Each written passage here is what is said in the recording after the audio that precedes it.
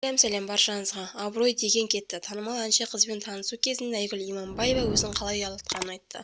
Оны бастамас бұрын каналға тіркеліп лайк басып қоңырау белгісін басуды ұмытпаңыздар достар.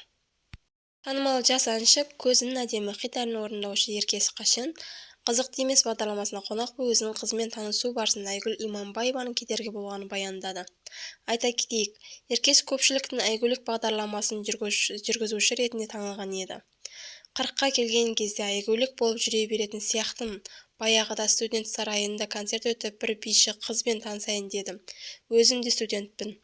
Репетиция кезінде сол қыз ұнап жүрген өзімше жігіт болып коридорда сөйлесіп қайтқым келді.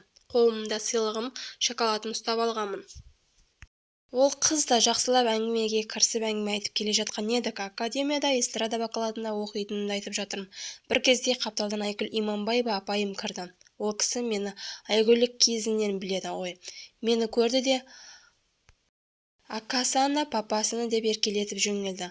Ана жерде абырой деген кетті. Күліп тұрған қыз бұрылды да кетіп қалды. Содан кейін ол қыз мені академиядан көрсе пацан дегендей көзқарасымен қасымнан өтіп кетеді. Қазір оның атын да білмеймін деп еске алды әнші.